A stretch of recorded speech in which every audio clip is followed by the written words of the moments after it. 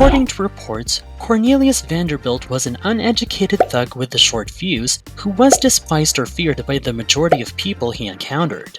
But he is also one of the richest people in history, a brilliant businessman who once held the title of richest man in the world. He reportedly possessed more money at the time of his death than was kept in the whole US Treasury. You see, Cornelius Vanderbilt, known as the first robber baron, was a brilliant industrialist who acquired enormous fortunes by incredibly cutthroat business techniques before Rockefeller or Henry Ford. But it's impossible to argue that Cornelius's tale ranks among the best rags to riches tales ever told. The story of Cornelius's climb from nothing to unfathomable wealth and power is truly remarkable because his forefathers had initially immigrated to America as servants. Let's go back in time to the early 1800s to discover how it all got started. Cornelius left school at the age of just 11 and began working on his father's boat in New York Harbor, which carried cargo across the river. Cornelius wants to launch his own company, doing the same thing after learning the craft. So, he required a boat. His mother was a farmer. She didn't have much money, but she did have some savings, and she decided to lend her son some of those savings, exactly $100, so that he could buy his own small sailboat. However, there was a catch. In order for Cornelius to receive the loan from his mother, he had to level a rough area so that she could farm it. Cornelius agreed immediately because he has always had a very strong work ethic, but it soon became apparent that it would take too long to remove all the boulders from the area. He so succeeded in persuading other neighborhood kids to assist him with the project in exchange for free rides on his brand new boat. Together, they cleared the land, and his mother offered him the $100 loan, enabling Cornelius, then just 16 years old, to purchase his first boat. Then Cornelius started ferrying people and cargo between Staten Island and Manhattan. Vanderbilt's plan was to undercut everyone else and give the lowest prices available, despite the fact that there was obviously a lot of competition from the other ship owners doing the same thing. The most important detail is that after paying back his mother for the loan, he invested all of the earnings he made back into the company, which helped him quickly establish a reputation for offering dependable and reasonably priced ferry services. As a result, he was soon able to purchase another boat, then a third and a fourth. This is really the capitalist success formula. It's not all that far from how Jeff Bezos founded Amazon, in that you start out living cheaply yourself and immediately reinvest all business revenues into further expansion. Now repeat these actions repeatedly to create your empire. And because Cornelius put so much effort into his business, it wasn't long until he had a large fleet of ships carrying both passengers and cargo across a number of different routes, and people began calling him the Commodore. Nevertheless, Cornelius saw an even greater breakthrough during the American-British War of 1812, when the American government awarded him a lucrative contract to assist in the transportation of soldiers on his ships. Nonetheless, despite putting up long hours, Cornelius managed to wed his cousin at the age of 19 and go on to have 13 children with her. There are several tales of Cornelius ignoring his wife and children, and leading a very unpleasant family life, despite the fact that he would never find the time to be a good husband or father. He even once temporarily committed his wife to a mental hospital. A few years later, for no other reason than that Cornelius perceived his son's epileptic fits as a sign of mental instability and weakness, he also committed one of his sons to a mental institute. But getting back to business, trade was thriving, and by the late 1820s, Cornelius had discovered a way to take his enterprise to a new level: steamboats. He started spending a lot of money on purchasing steamboats, since he was aware that the technology was considerably more effective than the ships he had been utilizing. He once more employed the same strategies he did with his yachts, initially undercutting every rival in order to have the lower price and thereby stealing all of their clients. He even started giving away some boat rights at one point. If Cornelius had more money than his rivals, he could easily bankrupt them by stealing all of their clients. Then, once they were out of business, he would raise his own prices to more sustainably high levels. It didn't matter to Cornelius if he was losing money on every trip, because his logic was straightforward. These brutal methods did in fact drive numerous other business owners into bankruptcy. Yet in many instances, once the ship owners realized they couldn't compete with Cornelius's pricing, Cornelius would just acquire their businesses at a discounted price. Also, a few bigger steamboat businesses paid Cornelius a one-time fee to depart the region and avoid competing on the same trade routes. For instance, the Steamboat Association, a business that also ran on the Hudson River, offered to block Cornelius from operating his ships there in exchange for $100,000. Instead of attempting to match his low pricing, it was more cost-effective for them to pay Cornelius off.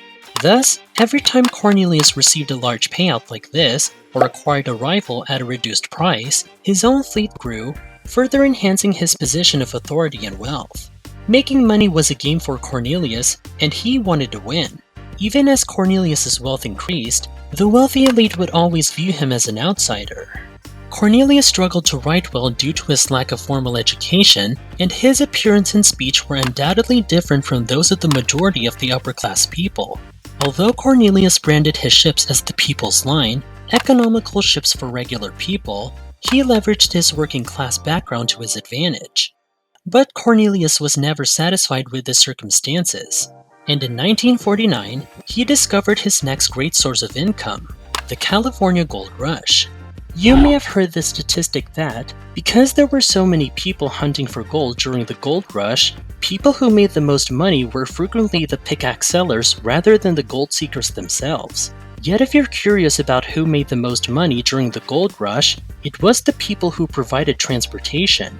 You know, the largest mass migration in American history occurred after gold was discovered in California, when literally hundreds of thousands of individuals moved there in an effort to strike it rich.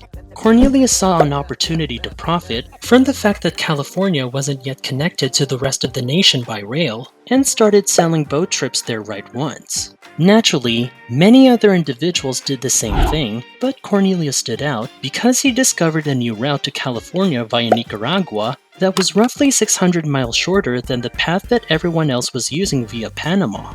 He reached an exclusive agreement with the Nicaraguan government, which made Cornelius's excursions faster and more affordable than those of his rivals.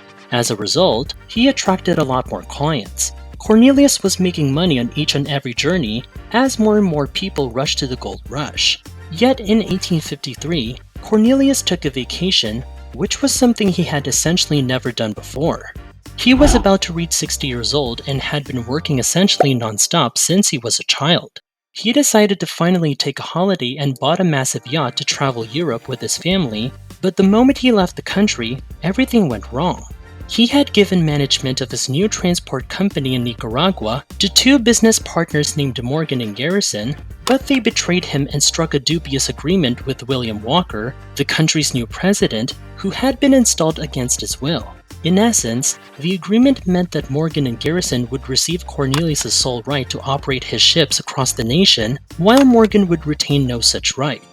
When Cornelius learned of it, he sent one of the briefest and most menacing letters ever, saying, "Gentlemen, you have undertaken to cheat me. I won't sue you for the law is too slow. I'll ruin you. Yours truly, Cornelius Vanderbilt." And that's exactly what he did. As soon as possible, Cornelius established a rival transit service in the area and employed his tried-and-true strategy of luring clients with absurdly low charges.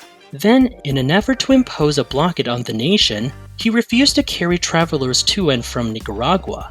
Additionally, he persuaded the adjacent nation to refuse to recognize Walker's new administration. The new Nicaraguan administration was finally fully overthrown thanks to the war he helped ignite. In essence, as Cornelius had written in his letter, he had rendered those who had disobeyed him absolutely ruinous. Cornelius was getting close to 60 years old at this point, and by that time, most people were ready to retire and slow down for a more comfortable existence. Cornelius, not so much. He was ready to establish a monopoly in a completely other sector, but let's immediately return to his private life first. Because Cornelius' wife, whom he briefly committed to an asylum, passed away in 1868, and then, only a year later, Cornelius wed Frank Armstrong Crawford, a different woman. This was allegedly due to the fact that Frank's parents had decided to name their child after their best buddy, even though they had undoubtedly expected they were having a boy when they made the decision. Yet, they continued to use the name Frank as agreed upon even after they produced a girl. Whatever the case, Cornelius wed Frank, who was more than 40 years his junior. As if that weren't strange enough, this woman named Frank, who was 40 years Cornelius' junior, was also a distant relative. After Sophia, his cousin, passed away, Cornelius remarried to Frank, another one of his relatives. Sophia was Cornelius' first wife, and while this was recognized that getting married to your cousin was more frequent in those days, the man traveled the world and both of his spouses were relatives. Hence, Cornelius' personal life was still bizarre, but in terms of his career, he had truly only begun. You see, Cornelius was constantly looking ahead, and just as he had earlier predicted that steamboats would be the next groundbreaking invention, he was now considering railroads. He understood that if he wanted to maintain his position as the leader in transportation, he would need to concentrate on the fact that more and more shipments were taking place by train rather than by boat. Cornelius started off by liquidating his ship fleet and started making railroad investments in their place. There were many distinct train services that were all individually owned when Cornelius entered the industry, but he began connecting railroads between different locations and creating an interconnected network. He sought to combine all of these various railways into one huge railroad empire, and by doing so, he started to establish railroad transportation as a monopoly. Naturally, as usual, Cornelius reinvested the majority of the proceeds to acquire more railways and accelerate his expansion. He quickly completed the world's largest railroad. In his later years, Cornelius did begin directing a portion of his enormous income toward philanthropy. For instance, he donated $1 million to create Vanderbilt University, which at the time was the greatest charity gift in American history. But Cornelius began to get sicker and sicker at this point, eventually being bedridden. He was still as fiery and belligerent as always despite his diminished status. For instance, he had to be forcefully restrained after storming outside to confront reporters from the media who had come to his residence to cover his illness. Yet after battling his sickness for many months, he passed away in 1877 at the age of 82. The immediate cause of his death, according to the New York Times, was weariness brought on by a protracted period of suffering from a mix of chronic diseases. His fortune was estimated to be worth about $100 million at the time of his passing, but after accounting for inflation, it would now be worth almost $200 billion. He reportedly owned about 1/9 of the paper money in use in the United States at the time. Even yet, he led a fairly simple existence because he constantly invested almost all of his cash and time in his company. As he passed away, he divided the remaining money among his several children, the most of whom he believed to be weak and undeserving, leaving about 90% of his fortune to his eldest and most beloved son. Indeed, Cornelius Vanderbilt caused division. He was despised by many people, but generally treated with grudging respect. Even his enemies would have to concede that he significantly expanded and improved transportation, first through sailboats, then steamboats, and finally railroads. In the process, he helped connect various parts of the country, making it possible for much easier and more affordable transportation of both people and goods. More than any other business person before him, he significantly influenced the direction of the American economy. The fact that he was able to turn his mother's first $100 loan into a fortune that very few other people in history would ever equal is also extremely impressive. That concludes today's video on YTPioneers. There will be a ton more inspiring and thought-provoking content on this channel if you enjoyed this one. If you're interested, you might want to subscribe and enable notifications. We value your enthusiasm and look forward to seeing you in our next videos. Farewell, everyone!